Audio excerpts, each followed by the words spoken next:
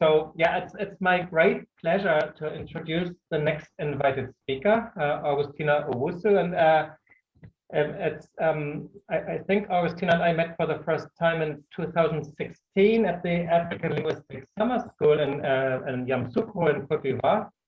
And then from there, she proceeded to take up her doctoral studies in the United States at Rutgers University, where she completed her dissertation last fall, and she submitted it, and she defended it with honors, and I was part of the committee, so I can testify to this. And what I like about Augustina being present is that she's a prime example of what this African Linguistics School is for, to recruit more talent from, especially from those regions of the world that we are interested in language-wise, and that's how quick it can go. Only like five years later, she's starring here as a plenary speaker.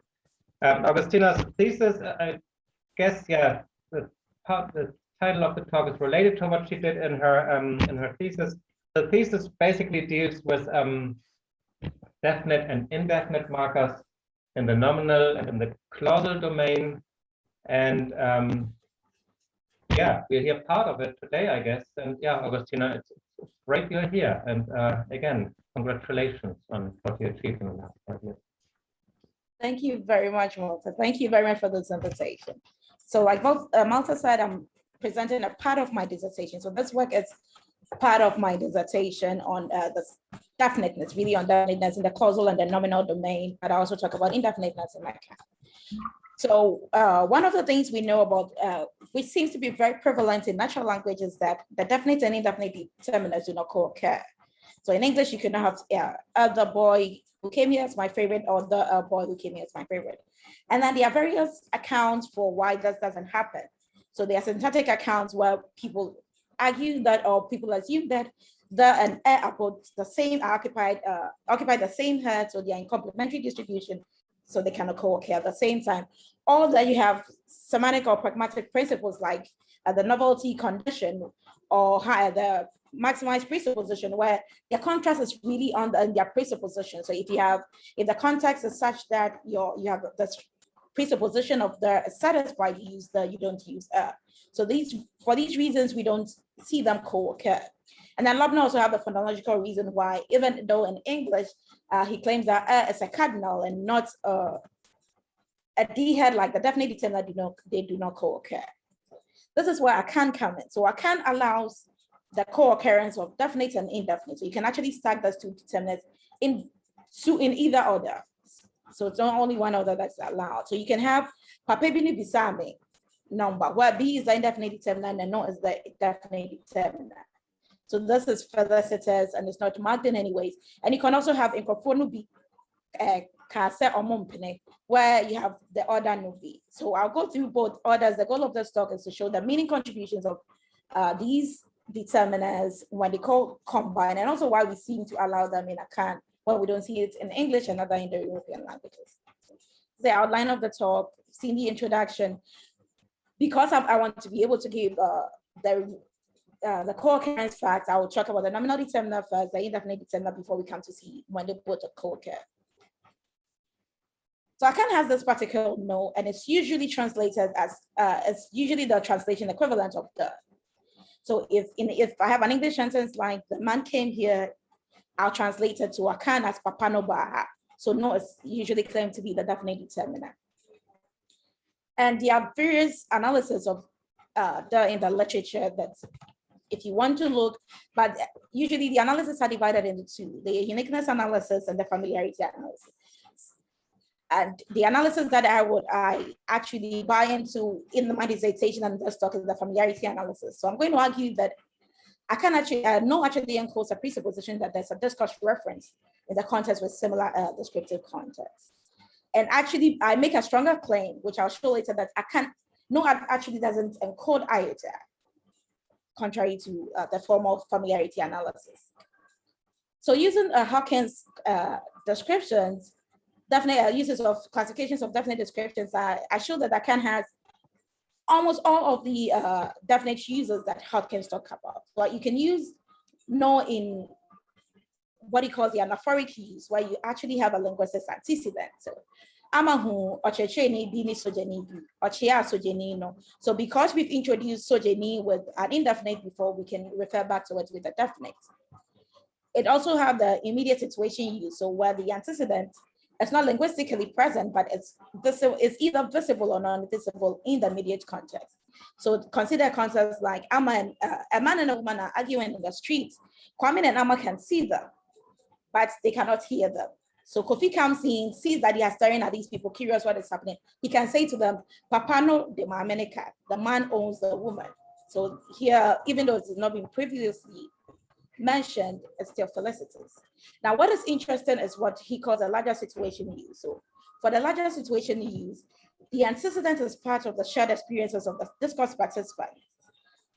And it's not in the immediate discourse context. So you have, because you're part of the same community or part of the country, you can have a discourse reference being salient.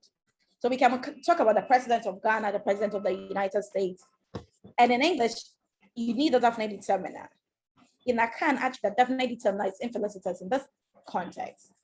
Now, if you allow the definite determinant, it gets this emotive reading like the demonstrative, that. So if I said that president is speaking, in English, he has an emotive reading where I have some negative attitude towards the president. It's the same in Akan. If I say, it actually says that I have some negative emotive feelings towards the president. So here, the definite determinant is not licensed.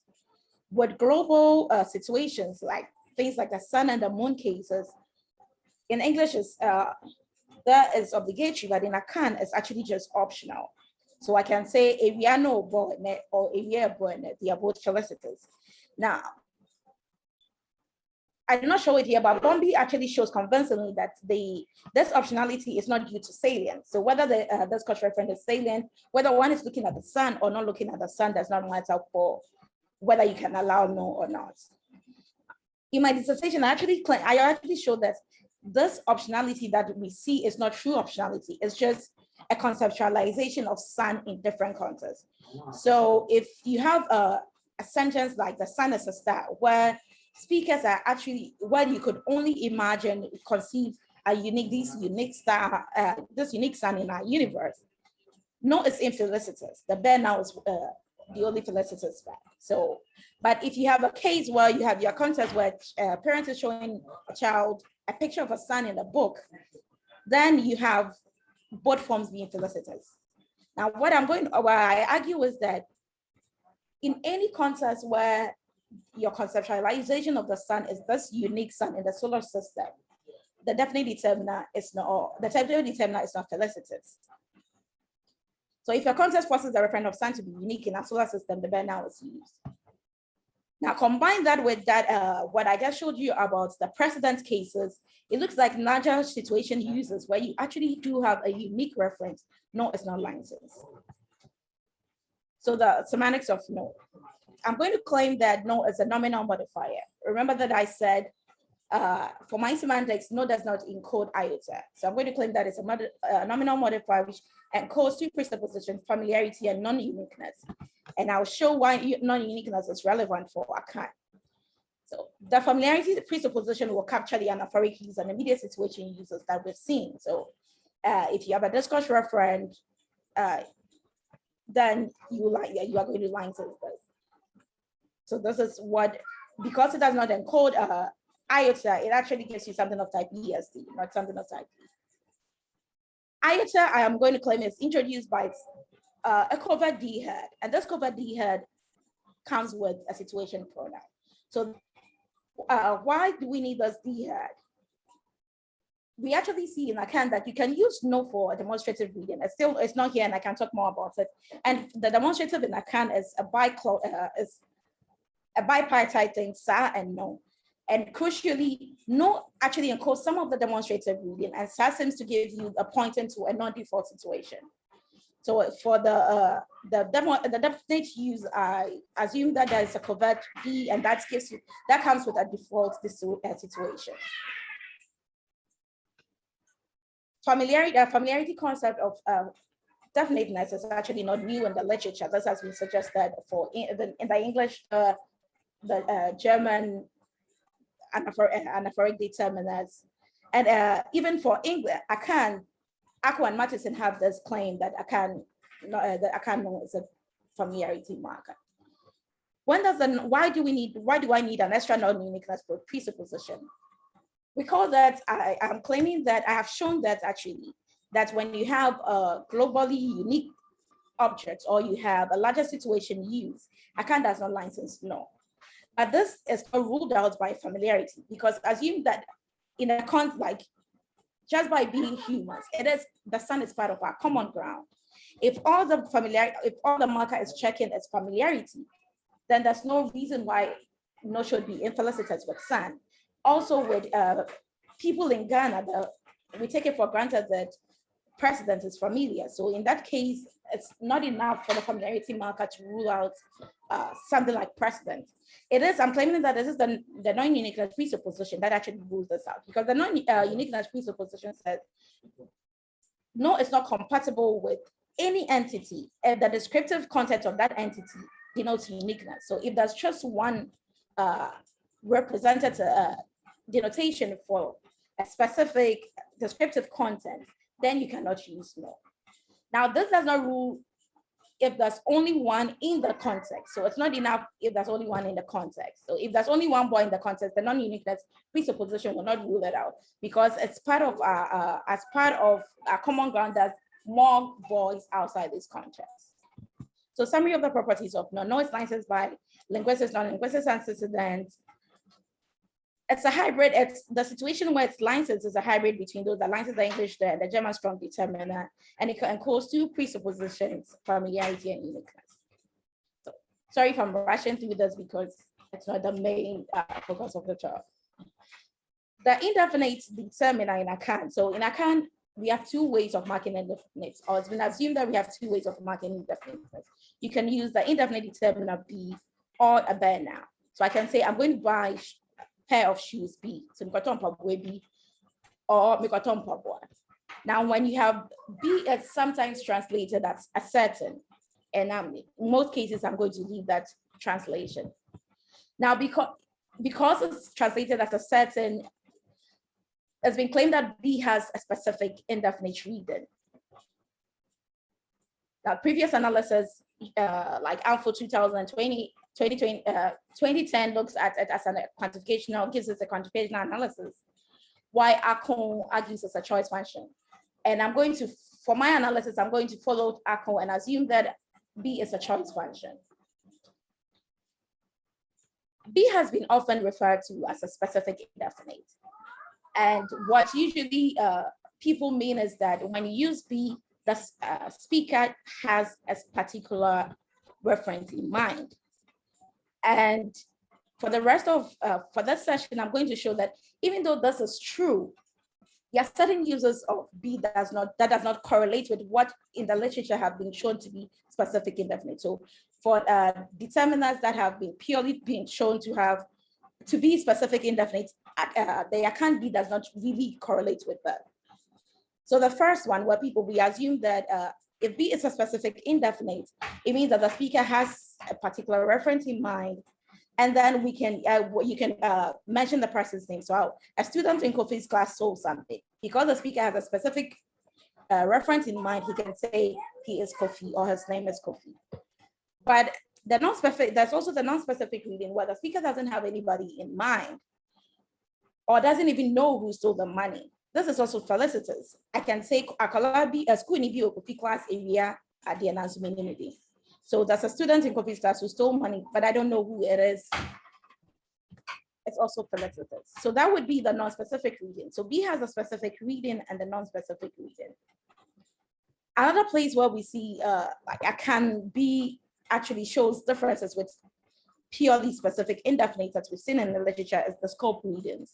So the specific indefinites usually have wide scope reading. They would have exceptional wide scope reading, not compatible with narrow readings and the conditionals.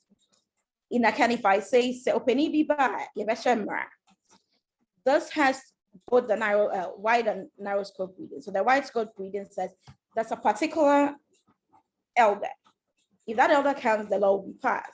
But it's also compatible with the reading where if any of the elders come, if there are 10 elders, if one of them comes, the law will be passed. So that would be the narrow scope reading. So what again, we see that Akan is not partnering, the B is not partnering with specific indefinite. Yeah. Also, when you have you embed a specific indefinite under an essential quantifier, most often you have the wide scope reading. It's also compatible with what is called the functional reading. I can have both readings. So you can have Obabiara kind book B. You have the wide scope reading, that's a book where that every woman read, and also have the narrow scope reading, every woman read a book. Under so if you embed Akan, sorry, if you embed B, an indefinite determinant Akan,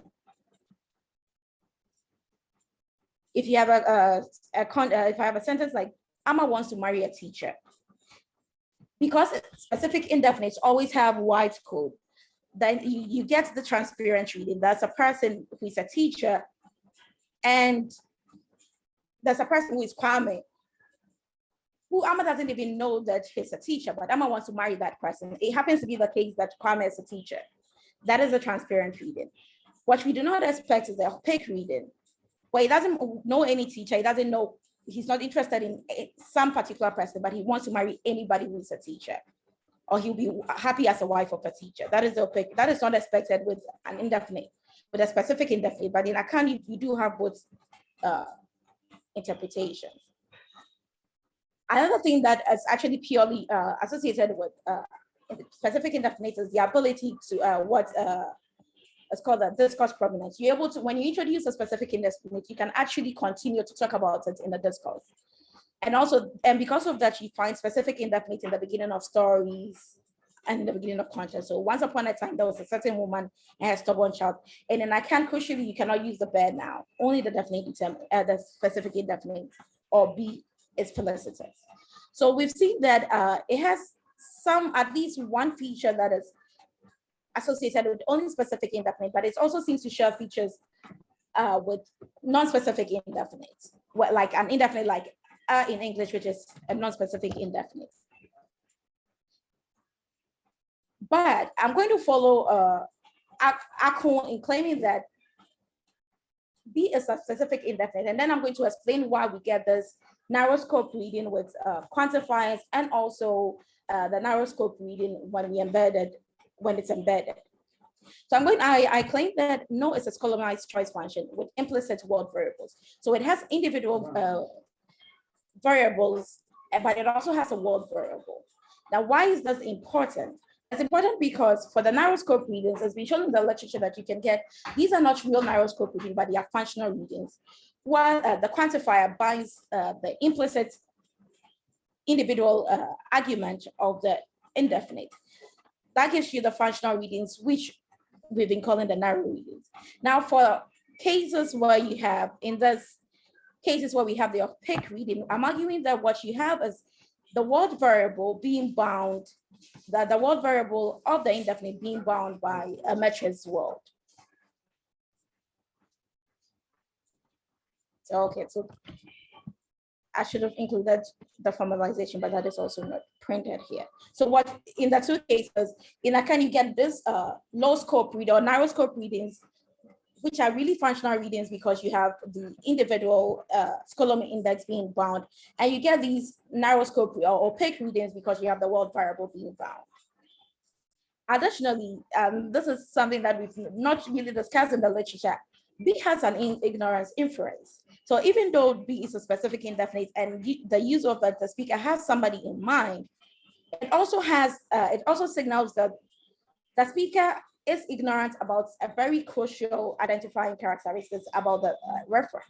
So it also has these epistemic indefinite inference.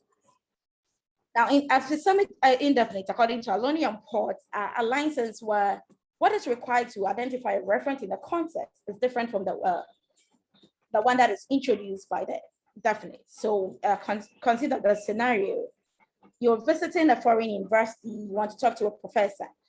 You know the professor is the head of department, so you do know some information about this referent. I can say, Mr. Share Professor B, or no, you're head of department. So I'm looking for a professor, certain professor, he's the head of department, but I don't know his name. And in this context, if knowing the professor's name is the best way to identify him, then just knowing that he's a head of department is not enough. And this is a context that will license the epistemic indefinite, because what is needed to identify your reference in this particular context is naming.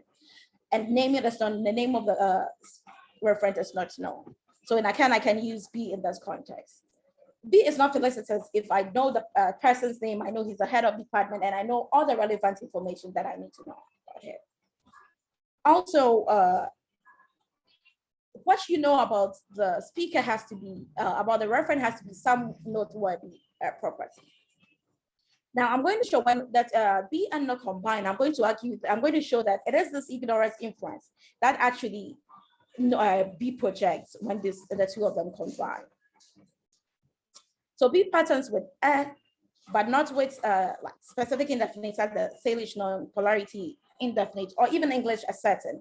So even though B is usually translated as a certain, it does not work in the same way as a certain. And I'm still claiming that B, even though it has this low scope reading, B is still a specific indefinite.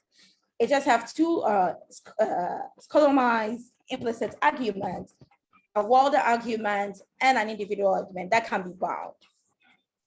Then additionally, B has an ignorance inference, which is going to be important when we look at it, when they both co-occur.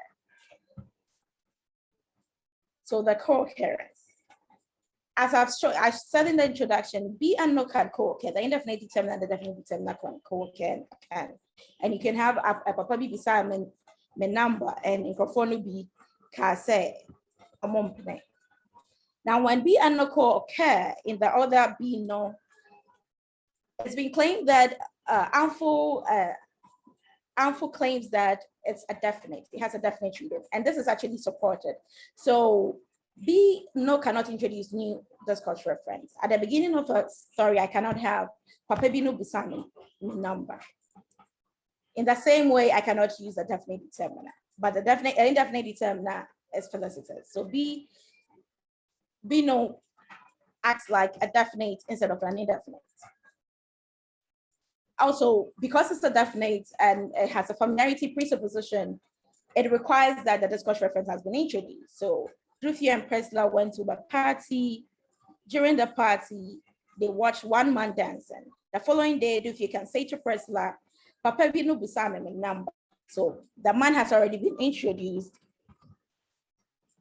You can also say Papa no Busame number, but in this context, the indefinite is not felicitous, because remember that the indefinite determinant does not have the familiarity presupposition.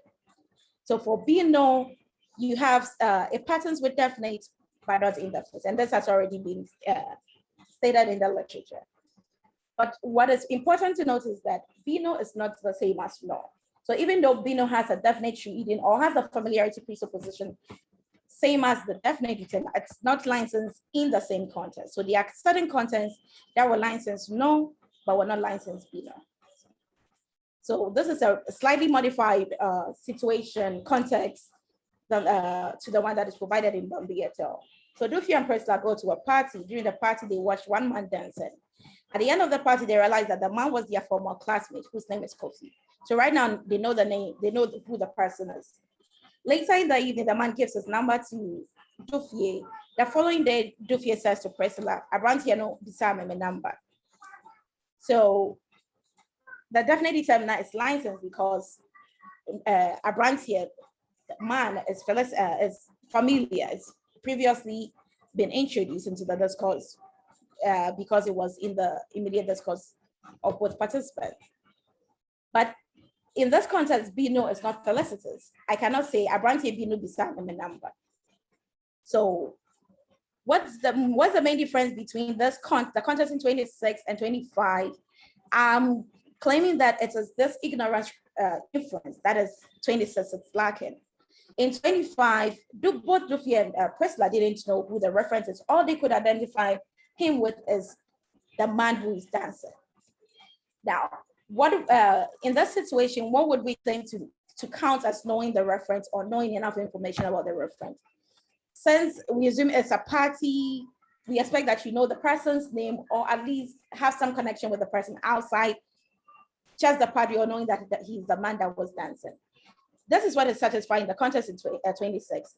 Duffier and Priscilla actually knows this person and they know his name is Kofi. So there's no ignorance inference. Whatever is the property of knowing, if what counts as knowing the man in the context is knowing his name, that has already been satisfied in 26. So in 26, the ignorance inference of B is not met, B is not licensed, and so B no is not licensed. What this tells us is that when you have a binary construction, both the presupposition of B and the ignorance, both markers are actually contributing some, both markers are contributing interpretation.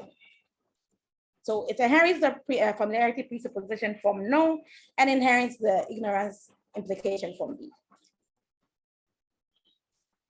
Bombay et al. 2019 actually have looked at binary constructions, and they argue that it receives what they call the recognitional use. So the recognitional use, according from Hillman, says it's a way of reminding the speaker. So you use a definite description to remind an addressee what has already been discussed. So if a discourse reference has already been introduced, but it's been introduced at a position that is at a time in the discourse that is far away from what you're saying now, but it becomes relevant, you can use this definite description, to reintroduce it since it's become relevant again. Now, if we look back at 26, the context in 26, there's no reason why you cannot, Bino could not have this recognition or read it, because Duffier is trying to refer back to this man who they met yesterday. Also, the recognitional reading is actually one of the properties of definite descriptions. So definite descriptions do have this recognitional meaning. If all Bino does is give you a recognitional meaning, then it also means that B is not contributing anything to this Bino stacking. So if B and no co-occur, or if all the interpretation you have in that case is a recognitional reading, then B doesn't have any meaning, doesn't contribute any meaning. Now, right now, I have a probable, like a synthetic set. What we want, ideally, what we want to do is to have B, based on the syntax or the word order, B combined with man or the NP, and then no takes this to as an argument, this SP as an argument. But the problem with going on with this kind of analysis is that, or composition is that, once B attaches to no, it's going to fill the non-uniqueness presupposition of no. Because since the speaker has a particular person in mind, even outside of this context, it's still going to, if the particular person the speaker has in mind is Kofi, outside of this context, it's always still going to refer to Kofi. So it will fill the uniqueness presupposition. So a possible error that was actually suggested by Benita,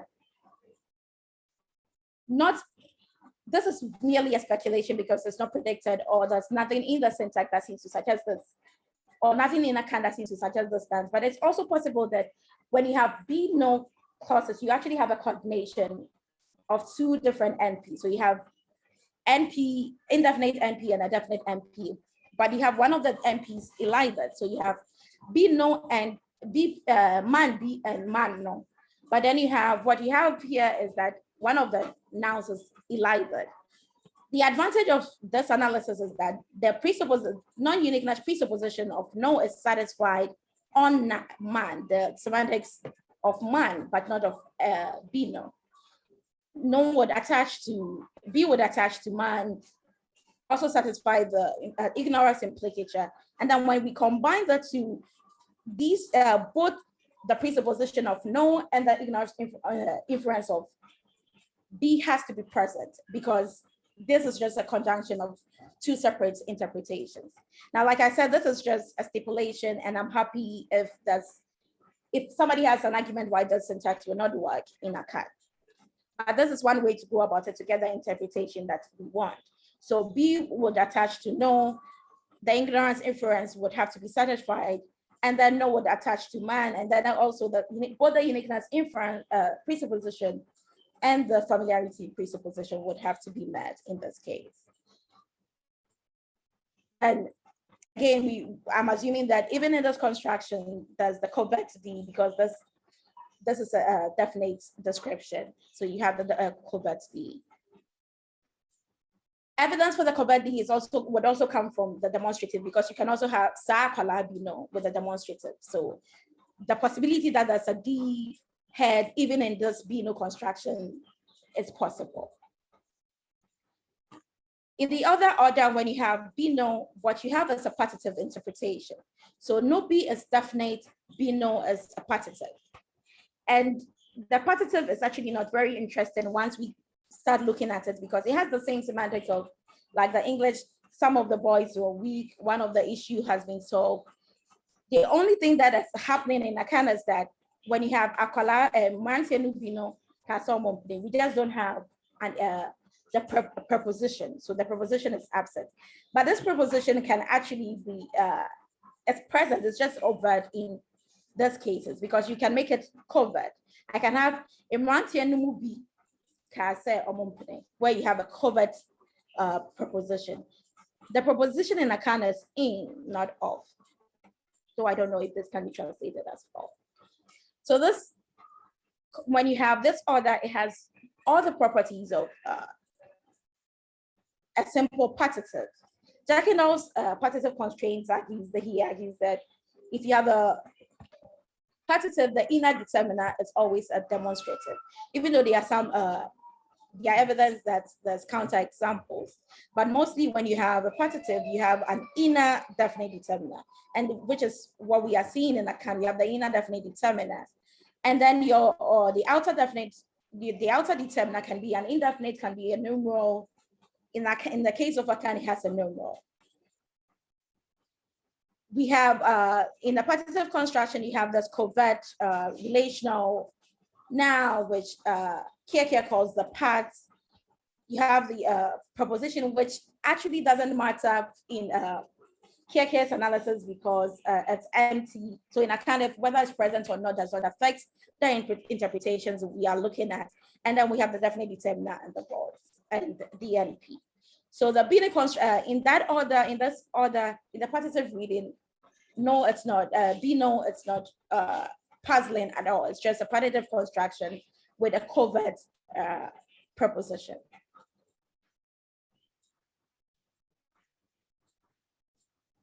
Now, so I give the derivation in what? So 33. You have the part which will give you the partitive, and then the definite determiner would combine first with no for the familiarity reading, and then I am assuming you have, this is the point where you you actually add the your D. It combines before the empty of gets combined. I think I ran through this presentation. So I can allow stacking of the indefinite determiner no and B in a DP. That when the indefinite determiner precedes the definite, you have a sequence that has a familiarity presupposition that is coming from the definite, and an ignorance presupposition, ignorance inference that is coming from the indefinite, which shows us that this is actually the meaning that the two of them are getting is compositional in some way. And then when you have the other order, you just have a plain partitive with a covert of. So that actually is not very interesting. It's just a partitive with a covert of. I am sorry that I rushed to. I was afraid my worst nightmare is going to come to pass, and then the light would go off and I would not be able to finish my talk. I'm sorry.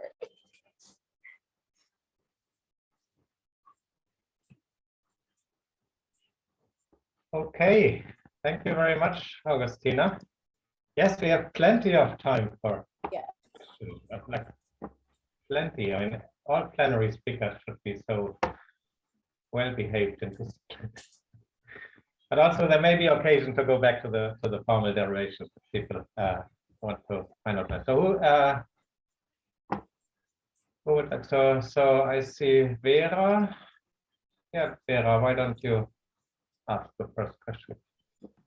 Hey, thank you for this talk. I was wondering, as you have this stacking, can this indefinite modifier, this indefinite co-occur with any other outer determiners, so quantificational determiners? And is that something that your analysis predicts? The indefinites, what I call, so no, the indefinite, neither of the determinants actually co-occur with other quantifiers. Huh, interesting. Yeah. Yeah. Looks like it contains the B. Biara. Well, Biara contains the quantifier every contains B. So maybe that is potentially a case of co-occurrence then, and I think in a way both the analysis should predict that potentially other co-occurrence pattern or other stacking should be possible if the syntax and the semantics are satisfied. Yeah. Are satisfied. That is true. Yeah. I think what would be interesting to see is if we decompose these quantifiers, because most of them contains B, the indefinite. So if we decompose them, then we'll be able to see what happened. Thank you very much. Yeah, next question by Mitchell. Thank you very much. This is very interesting data. I was curious, I wanted to maybe invite you to tell us a little bit more, because in the partitive section, so I think you had some nouns that are glossed as plural marked, but yes, basically all of the examples you have throughout, you were just looking at singulars, I guess. So this is just I'm sorry, this is coming from my ignorance. So does the language have some kind of marked plural marking? And then how does the no and be interact with plural marked nouns then? Thank you. That's actually a very brilliant question. I should have said that. So Akan has a plural marking, singular marking is covered. And with a partitive reading, as we expect, it's only compatible with plurals. So you can now have singular with a partitive reading. But with a definite reading, there's no interaction with plural. Whether plural or singular, you can have be no. But for the nubi order, which is the partitive reading, we get only plurals, which is also what we see in English and other languages. Singulars are just not compatible. And what is the interpretation of, I guess what I wonder about is a plural noun with be. I guess plural noun with no would just be the plural definite kind of reading for the maximal. But yeah, what would be the plural noun with be? So the plural noun would be in Kalabiba. So what you would, if you have a merological interpretation of plurals, you have like the sum of these two people that I have in mind. So I have two boys in mind, and then it has to be specific. These two specific people came. That would have to be the interpretation of it. Even though I actually haven't looked at that. Like this is what on top of my mind I think it would be, but I haven't looked at it. Thank you. Sorry to put you on the spot. No, it's fine. Yeah, next question by Mira. Hello, can you hear me? Yes, please. Okay, great. I wanted to talk about the recognitional, what we call the recognitional reading. Could you go to that page, please? Yes. Okay, so in your work, we actually basically use your analysis of B, but with a little bit of a twist. So it's a very tentative analysis of ours, but what we're basically arguing there is that that B contributes an ignorance implication, but on the part of the addressee. So basically, if you say something like because we argue that the recognitional use indicates that the addressee, that the speaker anticipates that the addressee won't be able to identify the referent. And because we believe that you have shown evidence that this ignorance implication of B doesn't necessarily have to be an ignorance by the speaker, but can also be by another agent. Yeah, so I'm wondering whether you could comment on that. So whether you also get these recognitional readings, and yeah, whether you think that might be a possibility in these cases. Yeah, thank you. Thinking about it, for ignorance on the part of the addressee, not the speaker, for the what I'm thinking, I'm a little afraid to say is how, because for specific indefinite is really the main difference between a specific indefinite and a definite is that for a definite you assume that the speaker and the addressee have the same referent in mind, but the specific indefinite is only the discourse state of the speaker that is important. So how do you gauge the ignorance of the addressee? Or is it when you have B no, or when you just have B?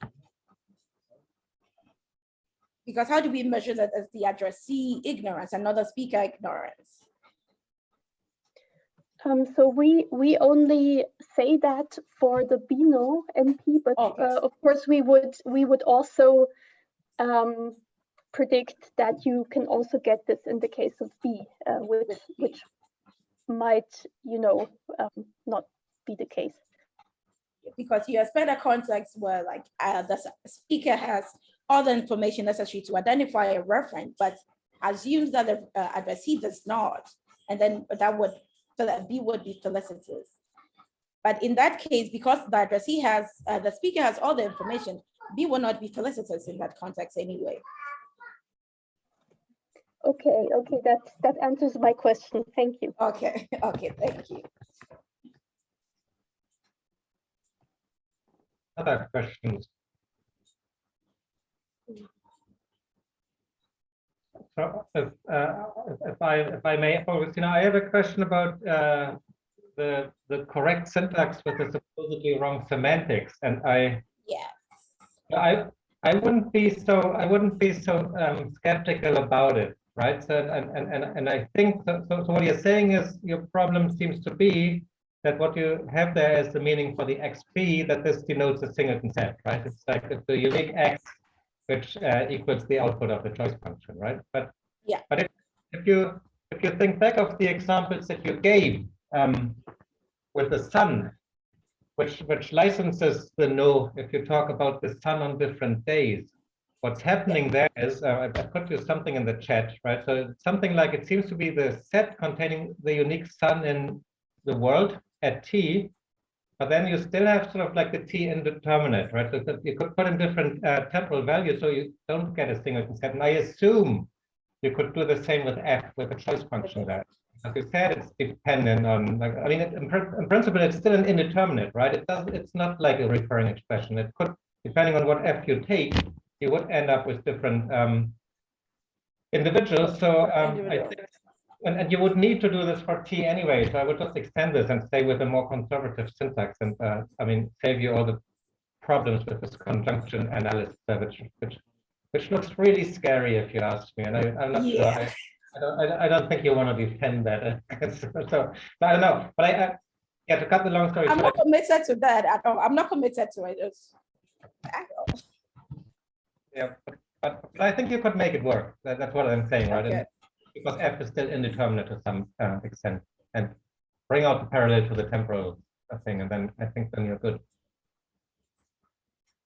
So okay.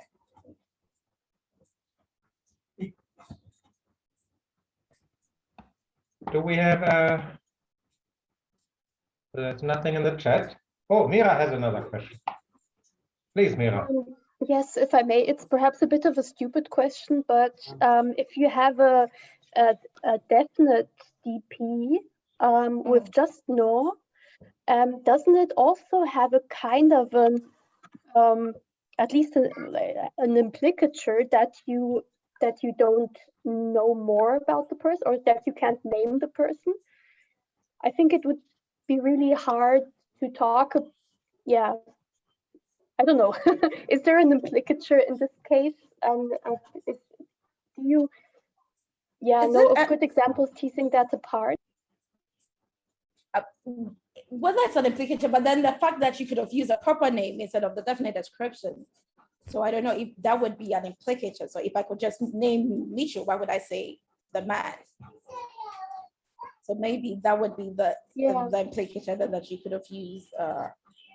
But it's just that in a context where I know somebody's name, I could also say the man and it would be felicitous. It's just Vino as in that context would be infelicitous if I know the person's name, but no would be fine. Okay.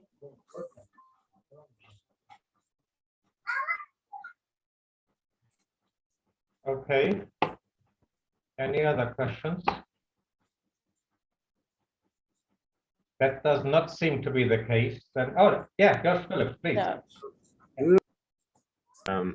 Hey, Augustine. Yeah, lovely talk. I guess while we're here on this derivation that Malta was just talking about, and the sort of the one below it that you associated with Vanita, I was thinking about this proposal, and I was like, you seem to sort of hedge it a lot, but are there sort of like other cross-linguistic reflexes of that sort of coordination? I mean, I'm thinking, obviously it's not quite the same, but like, are you thinking of the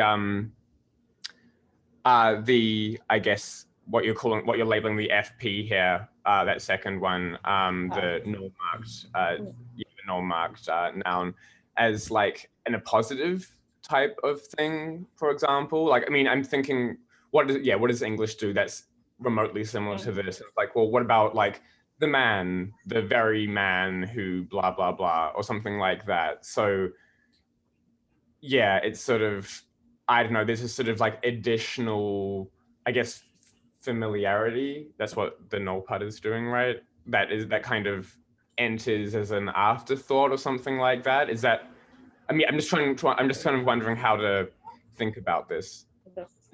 Yeah, thank you. So with the positive reading is not an issue though. And that's just because for the no seems to be important, because you want, at the end of the day, we want the derivation to be definite. And this definiteness seems to be associated with no instead of be. And that's why I am a little iffy about comparing it to apostles. Yeah, but then it would be nice to find reflexes in like languages where we seem to have this derivation. So really, I like this was of like, we have ellipsis, and ellipsis will give you like something similar, but whether this is actually motivated by something in Akan or some cross-linguistics that I have, I'm not sure. Cool. It looks a bit like argument sharing and serial verb constructions. If you want the parallel, that's what it looks like, right? So two functional heads sharing one thingy, and at least that's tested in Akan. So you could, you could bring out parallel to the verbal domain there. Yeah. Okay, where else does that turn up? Sorry. Where else does that sort of construction turn up? Because I sort of am not familiar with that type of construction. So just where you have multiple verbs that have the same subject or something like that? Yeah, or they have a shared object. Okay, So have, right. Yeah. Something like this: Mary cooked, fish eat, and then depending on how you analyze it, the first verb could have been raised to T or something, but this is where you would normally find. So that's probably the closest structural counterculture. Right. Neat. Cool. So I take this back, Augustina. Perhaps it's not so crazy after all. I'm now thinking from the serial verb angle, but I still think you could do it either way. So I don't know how you would decide. You would need syntactic evidence, right, for the ellipsis side. So.